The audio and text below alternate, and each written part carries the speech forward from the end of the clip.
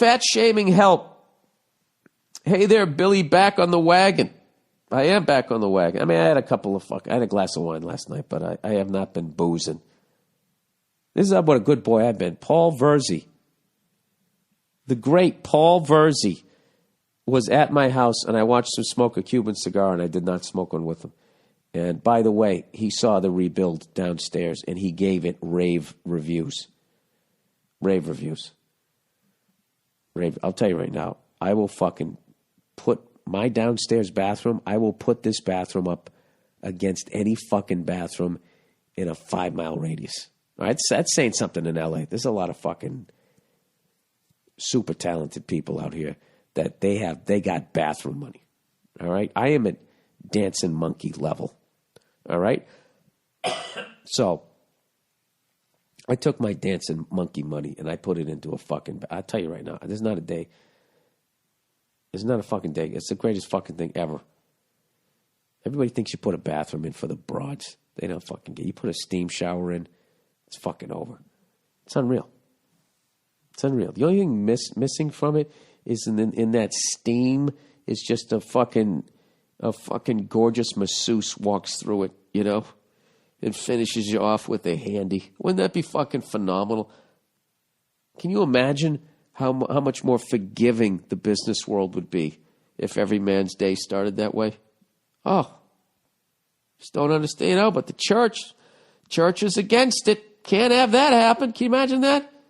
You know, and then you spray a little eucalyptus in the air afterwards. It's just, who's fighting on the subway?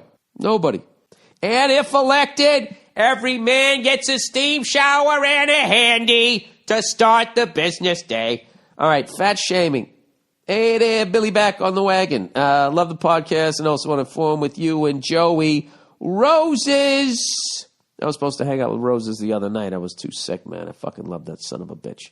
I'm 6'1" and used to weigh 370 pounds, and now I'm down to 219 pounds. You goddamn right you are. Good for you. Dude, that's fucking insane. That is 151 pounds. If my math is correct. My math is correct. Wow, man. If that thing that I overheard in a bar that says if you're fucking, every pound of fat is 5 miles of capillaries, that's like 605 miles you just took off of road that your fucking heart has to pump every time it goes, whoa, whoa, whoa, whoa, whoa, whoa. That's fucking phenomenal.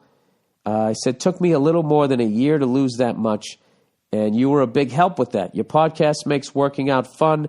After all, what could be more fun than old Billy boys screaming about nerds or the government?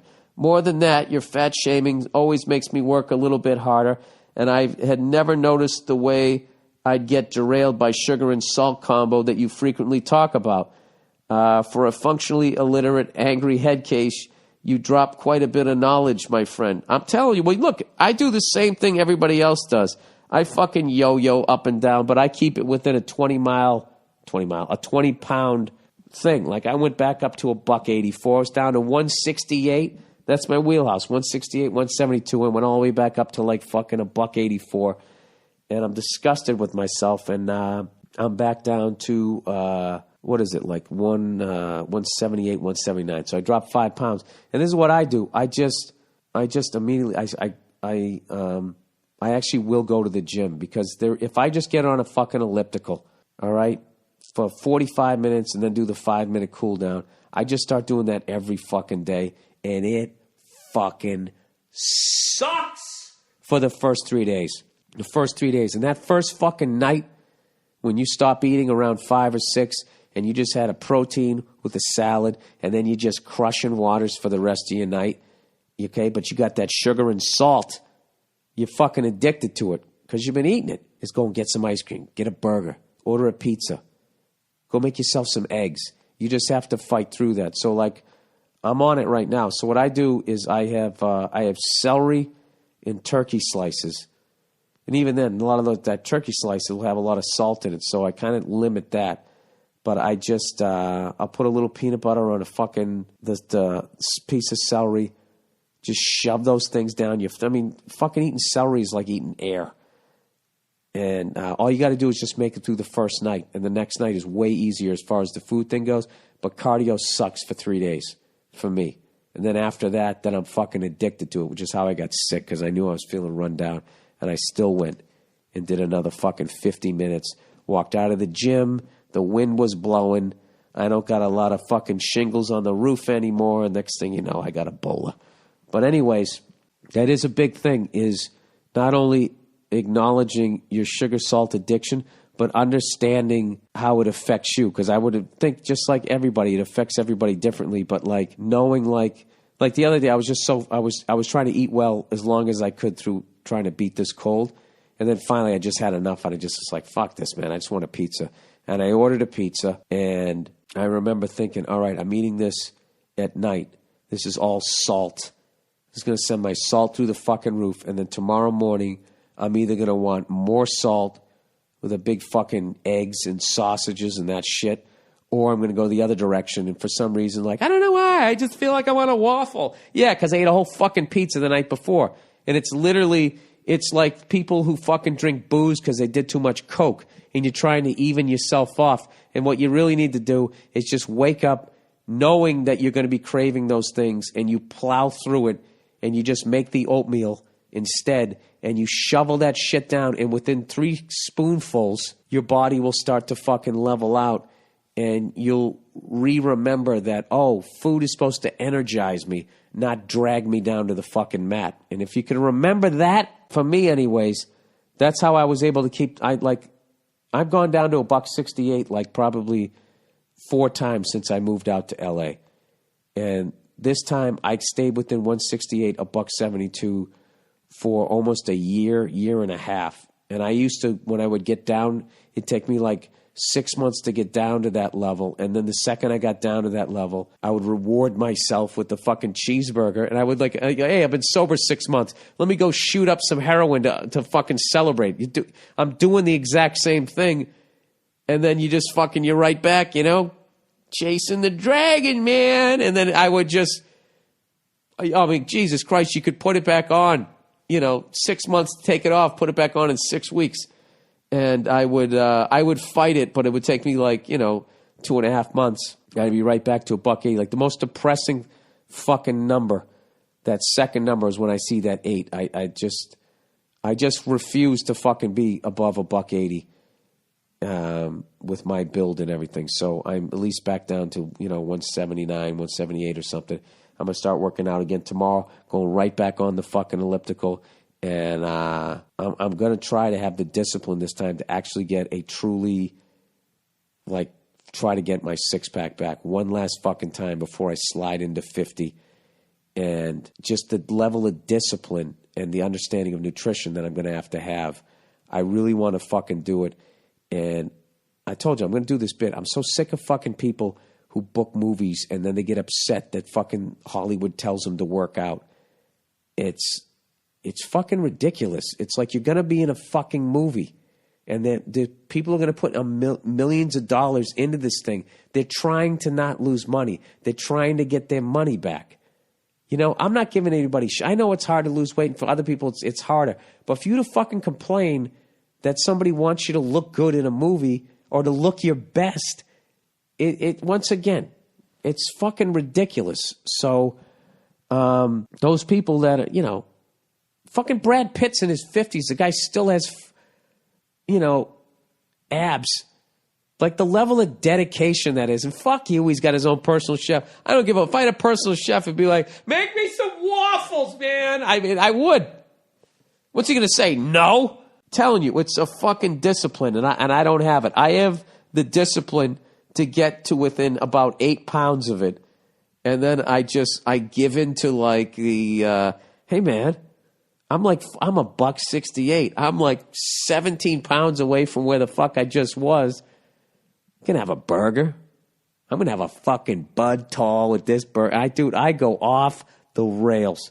It's the worst. So this time I'm going to try to see this one through, which is why I'm saying this out loud. So, because I figure you guys will be checking in a month or so to see how I'm doing and give me shit if I don't, or heckle me on the road.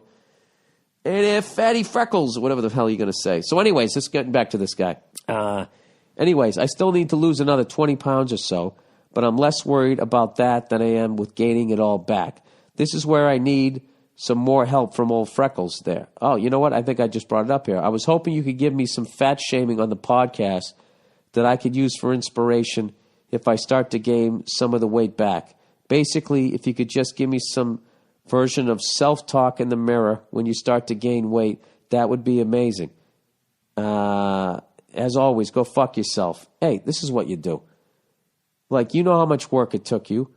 You know what I would do? I would write down the amount of months, I would write the amount of days, the amount of hours, and write down to the minutes that you had to work to get down, and then just write just something to motivate yourself. You know, are you going to give it all back, you stupid cunt? You know, don't give it back. Don't. And you know what happens? You're going to put that on your wall or on your bathroom mirror, and this is what's going to happen.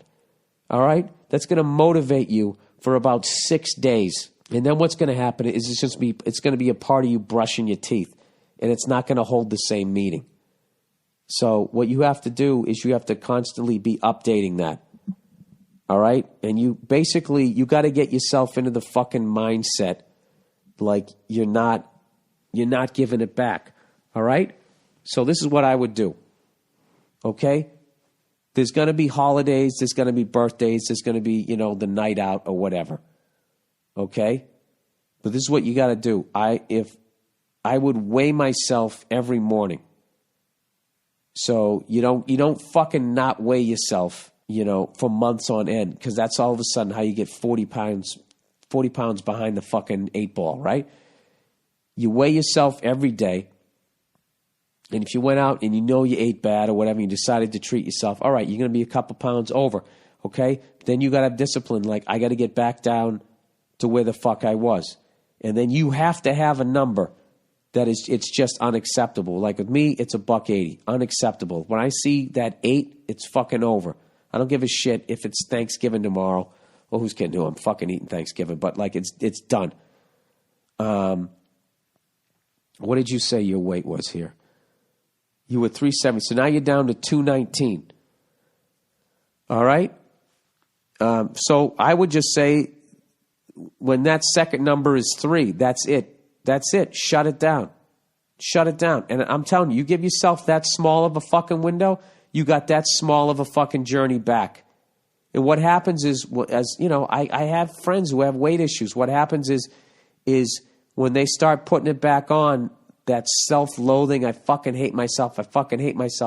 And they just haven't learned that skill yet to just fucking grab that demon by the throat and fucking choke slam it and just turn it back around. Before you go 100 miles in the wrong direction, and now you got to go 100 back. That's a 200-mile trip. You could get 10 miles down the fucking road, turn it right back to 20 miles, no big deal. All right? So you just really have to be like, listen, like for me to sit there and act like I'm going to be 219 for the rest of my fucking life and never go up a little bit or maybe go down a little bit is fucking nuts.